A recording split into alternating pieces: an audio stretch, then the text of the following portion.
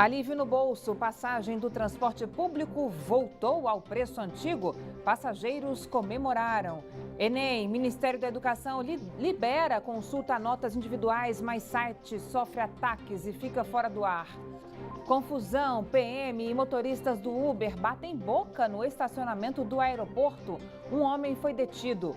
Jovem emociona ao relatar rotina de avó com Alzheimer na internet. Vídeos têm mais de 1 milhão de visualizações. Notícias da quarta-feira no DF e em torno. Agora no Band Cidade, segunda edição.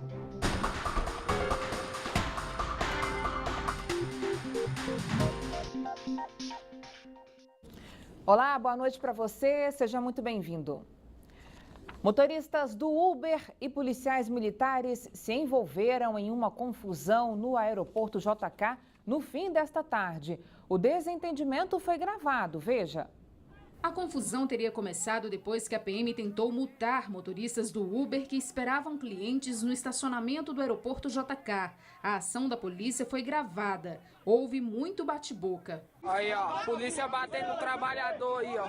Polícia batendo no trabalhador por causa de estacionamento. É possível ver o momento em que um dos PMs usa spray de pimenta e tenta evitar a filmagem.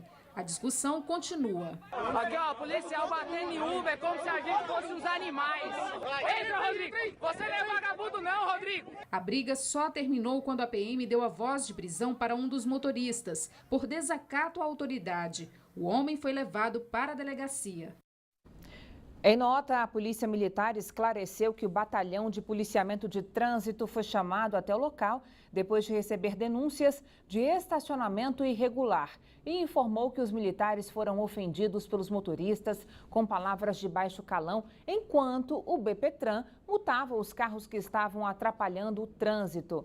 A PM confirmou também que partes do vídeo que mostravam os xingamentos contra os militares foram cortadas e editadas. Diante desta situação, um dos motoristas da empresa Uber foi levado para a delegacia. Nossa produção entrou em contato com a empresa Uber, mas até o momento não tivemos nenhuma resposta. O empresário, dono de uma loja de autopeças no setor H-Norte, em Taguatinga, foi preso hoje pela PM. Ele é acusado de desmontar e vender peças de carros roubados. O homem, de 27 anos, tentou fugir da polícia. Durante a perseguição, ele subiu o canteiro de uma via, abandonou o carro roubado e seguiu a pé, mas acabou preso. Na loja do empresário, a polícia encontrou outros carros roubados. O homem confessou, segundo a PM, que na oficina funcionava um desmanche de veículos. As peças eram revendidas. O acusado foi encaminhado à delegacia e a Polícia Civil agora investiga esse caso. O Ministério Público do DF denunciou o governo e a empresa técnica Construção por um vazamento de óleo do Hospital Regional da Asa Norte, no Lago Paranoá. O vazamento ocorreu entre os anos de 2012 e 2013, mas só agora os responsáveis foram identificados. Na ação, o Ministério Público pede uma indenização por danos morais e materiais coletivos. Também pede a troca das caldeiras de onde veio o vazamento, sem interromper as atividades hospitalares. Na época, o produto químico se espalhou e contaminou o ecossistema, causando a morte de aves e peixes, além de outros danos ambientais. Na ação, o Ministério Público afirma que as águas do Paranoá devem ser preservadas, entre outras coisas porque passarão a ser captadas para o consumo humano. O novo sistema, previsto para começar em 2018, vai abastecer cerca de 600 mil pessoas nas regiões de Sobradinho, Planaltina, Itapuã, São Sebastião, Lago Norte e condomínios. Os investimentos do PAC para o programa chegam a 465 milhões de reais.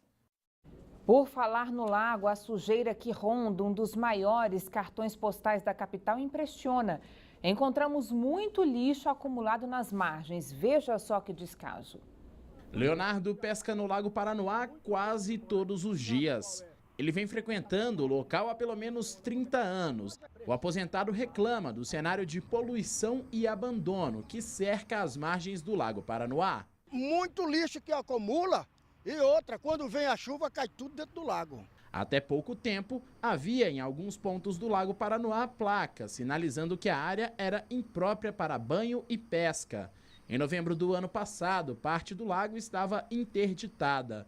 A população ficou assustada quando encontrou uma grande quantidade de peixes mortos e uma mancha verde na água. Quase um mês e meio depois, foi anunciado o motivo da proliferação de cianobactérias. Em dezembro, o lago foi liberado para banhistas e pescadores. Nesta segunda-feira, a região estava sendo monitorada pela CAESB. Uma equipe da companhia fazia pesquisa nas águas do lago. Quem frequenta a região pede atenção maior do governo para revitalizar o local. Muito lixo. O que você já viu assim de lixo? Saco, garrafa? Saco, garrafa, rato morto. Tudo quanto é lixo aí, eles não estão nem aí. E aqui os limpos aqui é nós, que às vezes até nós que fica aí e tira os lixos. Em nota, o SLU informou que mantém diariamente 4 garis fazendo a limpeza da orla do Lago Paranoá, mas que a coleta é realizada apenas às margens do lago. Os garis não têm equipamentos e nem há exigência contratual para a retirada de lixo no espelho d'água. Já a DAS informou que monitora constantemente a qualidade da água por meio de coletas de amostras analisadas em laboratório. A Defensoria Pública do DF pediu a interdição parcial do Centro de Detenção Provisória do Complexo Penitenciário da Papuda. A justificativa é que os internos vivem em condições precárias por conta da superlotação, que foi responsável pelas mudanças em dias de visitas, já que o tamanho do espaço não é suficiente para todos os familiares, e também por greves dos agentes penitenciários pela falta de servidores para tantos detentos. De acordo com a Subsecretaria de Sistema Penitenciário do DF, o CDP tem capacidade para 1.600 internos, mas conta atualmente com quase 5.000. Além da interdição, a Defensoria pede também que seja suspensa a entrada de novos presos para evitar rebeliões como as que já aconteceram em outros estados. Os contribuintes que fizeram a indicação dos créditos do Nota Legal para abatimento do IPVA nos dias 4 e 5 de janeiro vão receber os carnês com as cobranças apenas do licenciamento e do seguro obrigatório. A guia com o imposto deve ser retirada na internet. O repórter Rodrigo Nunes tem mais detalhes ao vivo para a gente. Rodrigo, boa noite para você. Boa noite, Carol. Boa noite a todos que acompanham o Band Cidade. Os mais de 50.000 contribuintes aí vão receber a primeira via do imposto na casa já a partir da próxima semana. Mas a segunda via do imposto é preciso aí, para ter acesso a ela, entrar no site da Secretaria da Fazenda e imprimir. O site é o www.fazenda.df.gov.br. Lembrando que quem fez a indicação do bônus do Nota Legal aí do dia 6 em diante vai receber o boleto sem o desconto. Para ter esse desconto aí precisa também entrar na internet, no site e imprimir para ter acesso ao bônus. Agora, o contribuinte tem até o dia 31 de janeiro para fazer a destinação aí do Nota Legal, podendo usar o desconto tanto para o IPVA quanto para o IPTU. O IPVA deste ano vai poder ser pago aí em 4 parcelas, diferentemente do ano passado, quando foram apenas 3 parcelas. E ainda há a opção de pagar à vista com um desconto de 5%. Os primeiros vencimentos do IPVA ocorrem aí já a partir do dia 20 de fevereiro, mas isso depende do final da placa do carro. Voltamos aos estúdios com você, Carol. Obrigada, Rodrigo. Depois de uma verdadeira quebra de braço entre o governador e a Câmara Legislativa, o transporte público da capital voltou ao preço antigo. Mas a briga não acabou, viu? O GDF entrou com recurso e a ação vai ser julgada na próxima terça-feira. O preço mais baixo das tarifas do transporte agradou os passageiros. Tá bom esse barulho? Foi muito bom, foi excelente porque já estava cara a passagem, né? Acho um barato. Melhor coisa do mundo. A gangorra dos preços das passagens começou na virada do ano, quando o governador anunciou o aumento. As tarifas subiram de R$ 2,25 para R$ 2,50 nas linhas circulares internas, de R$ 3,00 para R$ 3,50 nas de ligação curta e de R$ 4,00 para R$ 5,00 nas viagens de longa distância, integração e metrô. O reajuste provocou insatisfação e protestos da população, o que motivou os deputados a se articularem mesmo em recesso para aprovar na semana passada um decreto que suspendeu o reajuste. O governador entrou na justiça para manter o aumento das passagens. Alegou que o veto dos deputados é inconstitucional. O pedido dele só vai ser analisado no dia 24 de janeiro. Se os desembargadores concordarem com o governo, as tarifas podem voltar a aumentar. Seria ideal que a gente não pagasse nada por transporte público. Olha, na confusão do aumento de 25% dos ônibus, o que se viu foi protesto de gente que não paga, como os estudantes que têm passe livre, ou de gente que não usa ônibus e sim carro oficial. A reação dos deputados decorre do exagero dos 25%, uma economia estagnada, inflação de 4% ao ano. Enquanto a Justiça decide se mantém ou não esse aumento, precisamos discutir o assunto sem oportunismo ou demagogia. Demagogia não paga conta. Assim como não há almoço de graça, não há também ônibus de graça. Nossos impostos têm bancado a gratuidade nos ônibus, mas esse dinheiro não é inesgotável.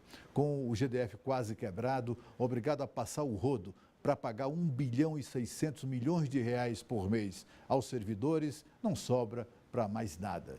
Com a população não pode ficar sem transporte, é necessário aproveitar a crise para encontrar saídas definitivas para o financiamento do transporte público. Terceiro dia de racionamento de água. Hoje o rodízio foi na região do Gama. Mais de 1 milhão e 800 mil brasilienses são afetados com a medida que segue por tempo indeterminado. Toda a área urbana do Gama entrou nesta quarta-feira no calendário de cortes do Plano Emergencial de Racionamento. Nesta fase, a área rural da região não será atingida. O ciclo segue o mesmo do início da medida. Primeiro, será a interrupção completa. O segundo, com menos água nas torneiras. E o restante com fornecimento normal. Todo o processo de racionamento atinge 1 milhão e 800 mil moradores da capital. A CAESB orienta que a população enfrente esse período com calma e sem desperdícios. É importante que as pessoas tenham consciência que agora chegou uma hora que a gente precisa eliminar desperdícios e evitar gasto desnecessário da água. Para o presidente da companhia, a seca e o pouco investimento dentro da CAESB foram a gota d'água para o início do racionamento. A gente também é vítima de uma seca, de uma crise hídrica, uma seca que se prolongou. A CAESB passou 16 anos sem fazer investimentos em grandes sistemas. E nós estamos fazendo. Desde 2015, nós pegamos obras paradas, obras grandes como o Corumbá, e retomamos. Desde segunda-feira, o esquema de rodízio atinge 13 cidades. O racionamento acontece em todas as regiões abastecidas pela barragem do Descoberto. E até que as chuvas recomponham os reservatórios, a esperança para o fim do racionamento está tão baixa quanto os níveis do Rio Descoberto e de Santa Maria. Não existe uma previsão. Nós entramos nessa situação de racionamento e a gente espera, vai observar o nível do reservatório para poder tomar a decisão. A lista completa de cidades e dias de racionamento está no site caesb.df.gov.br. E devido ao racionamento, a procura por caixas d'água aumentou.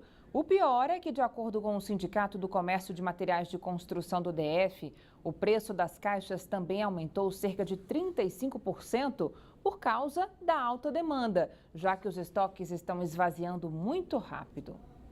O racionamento de água pegou a população de surpresa e até mesmo as lojas de material de construção, que agora estão praticamente sem estoque de caixa d'água para vender. Nosso estoque chegou a acabar e a gente já repôs e já vendeu e a gente tem visto uma demanda muito maior do que a normal, cerca de 3 vezes mais do que a demanda normal. Em 3 dias, 4 dias vamos falar, depois do anúncio, a gente já vendeu mais caixas do que teria vendido em 3, 4 meses aí no mês normal. As opções são variadas e os clientes usam para tudo, não somente para instalar no telhado. Tem clientes que realmente não tinham caixa e vão passar a ter caixa instalada da forma correta, né? E tem outros que estão usando mais, comprando a caixa mais para emergência, que vão colocar ela no chão e vão usar ali com balde, com alguma coisa para atender mesmo na hora do racionamento. Mas a CAESB alerta, aqueles que já têm caixa caixa d'água precisam tomar cuidado, pois ela pode aumentar ainda mais o consumo de água e ainda se tornar um criadouro ideal para o mosquito da dengue. A caixa d'água, para o seu uso doméstico, consumo, ela é importante. Você ter a caixa d'água preconizada pela ABNT. Agora, o uso excedente de caixa d'água em outros volumes, por exemplo, captar na chuva, é importante que essa água não seja utilizada para fins potáveis, ou seja, para beber, para cozinhar, né? E se tiver o caso de fazer um armazenamento, que mantenha ela coberta, a caixa d'água coberta, né? Esses reservatórios, exatamente para evitar o risco de proliferação de doenças tipo dengue e outros mosquitos. Nós mostramos ontem aqui no Band Cidade que o aumento de mortes provocadas pela febre amarela em Minas Gerais deixou o brasiliense preocupado. Hoje, o Ministério da Saúde reforçou a importância das pessoas se vacinarem contra a doença. O repórter Rodrigo Nunes volta a conversar com a gente ao vivo. Rodrigo. Carol, para intensificar a imunização da população aí, o Ministério da Saúde já enviou 1.600.000 doses extras aí da vacina contra a febre amarela para os estados do Rio de Janeiro, Bahia, Espírito Santo e também Minas Gerais. Atualmente, 19 estados são considerados aí áreas de risco para essa doença. A situação mais preocupante no momento é em Minas Gerais, que já são 206 casos confirmados da doença em 29 cidades do leste do estado. Estão sendo investigadas aí 53 mortes suspeitas e dessas, 4 já foram confirmadas como decorrência da febre amarela. O ministro da Saúde, Ricardo Barros, falou sobre esse surto que apavora a população lá de Minas Gerais e dos estados ali que ficam próximos ao estado de Minas Gerais, e você acompanha agora o que ele falou. O estado, eu diria que estamos em estado de alerta. Não temos uma epidemia, mas estamos em estado de alerta porque é preciso tomar as medidas adequadas para chegar no resultado que nós queremos de controle, a exemplo de São Paulo. Então, eu diria que a população deve procurar os postos de vacinação. Qual população? Aquela que está nessa região no entorno da área da zona da mata, vamos dizer assim, de Minas Gerais, ali, Espírito Santo, Rio de Janeiro, aquela região é onde as pessoas devem procurar o mais rápido possível se vacinar. Não tem pressa, pode ser hoje, amanhã, semana que vem, as vacinas já estão disponíveis, né? E nós esperamos contar, de fato, com a mobilização da população. Em 2016, foram registrados aí 7 casos de febre amarela em todo o país, no estado do Goiás, São Paulo e também em Amazonas. E 5 pessoas acabaram morrendo por causa da febre amarela. Voltamos aos estúdios mais uma vez com você, Carol. Obrigada, Rodrigo. Lembrando que esse alerta é em Minas Gerais, para o país inteiro, mas aqui no DF a situação ainda está sob controle, né? Para não criar pânico na população. Obrigada, Rodrigo. Boa noite.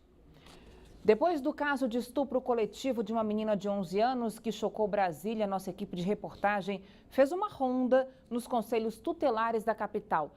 Descobrimos que o Conselho do Recanto, cidade onde aconteceu o crime, lidera a lista de denúncias de abuso e de abandono. Fios pendurados, portas quebradas e teto caído. Essa é a situação do Conselho Tutelar do Riacho Fundo 1. E as dificuldades não param por aí.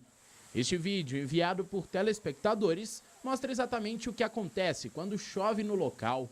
As salas ficam alagadas. E o único jeito de controlar a água é deixar o trabalho de lado e pegar um rodo. É a situação do Conselho Tutelar. A gente estava empurrando a água para não entrar nas salas. E o telhado com vazamento, que há dias estava assim, a gente solicitou o conserto, não consertando, a água foi um volume maior, que aí cedeu o teto. A nossa grande expectativa é que assim, a gente receba um novo local. Acho que dentro de um mês a gente vai estar mudando. Mas um bom atendimento não depende apenas da estrutura do local. No Recanto das Emas está tudo arrumado no Conselho Tutelar, que é campeão de ocorrências. No ano passado, foram recebidos quase 600 casos de negligência familiar e mais de 200 de abuso sexual. O que tem que ser feito para melhorar isso é o quê? É umas políticas públicas bem melhor. Se o governo oferece umas políticas públicas melhores, aí dá para amenizar bastante esse quadro aí que é assustador aqui no DF. A dona Maria sabe muito bem como é isso. Ela tem um filho de 16 anos que tem surtos psicóticos com frequência.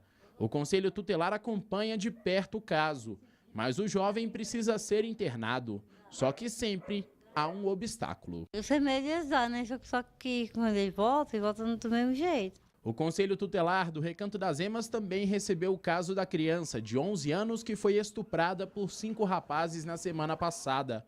Um maior e os outros 4 menores de idade. O namorado da vítima e os amigos convidaram a jovem para ir até a casa dele. Lá, ela foi obrigada a manter relações sexuais com todos. A violência foi filmada por um celular que está com a polícia. Os 4 menores foram apreendidos e o maior foi identificado como Wesley da Silva Dias, de 20 anos. Ele está preso na Papuda. Nossa reportagem esteve na casa onde a violência aconteceu, mas não havia ninguém. O Conselho da Região teve acesso à ocorrência neste sábado e agora vai acompanhar a recuperação da menina e a investigação da polícia. Leonardo é conselheiro do Guará e também é responsável pela avaliação dos conselhos tutelares do DF. Ele reconhece as dificuldades e diz que a única solução para os problemas é mudar a localização dos conselhos. Dos 40 conselhos tutelares hoje, a metade são em casas alugadas adaptadas e a outra metade, na maioria, são em órgãos cedidos por outros órgãos, também adaptados, sem a privacidade e a segurança devida para a população fazer a denúncia. Toda região administrativa tem órgãos que podem receber sede do Conselho Tutelar. Então, por uma questão de gestão, poderia estar sendo feita essa designação para a construção dos Conselhos Tutelares. Em nota, a Secretaria da Criança informou que a previsão para a entrega da unidade do Riacho Fundo 1 é em fevereiro. E apesar das imagens que você acabou de ver aí na reportagem, a Secretaria informou que os danos causados pela chuva da última segunda-feira já foram reparados. O Band Cidade volta daqui a pouquinho, hein? Até já!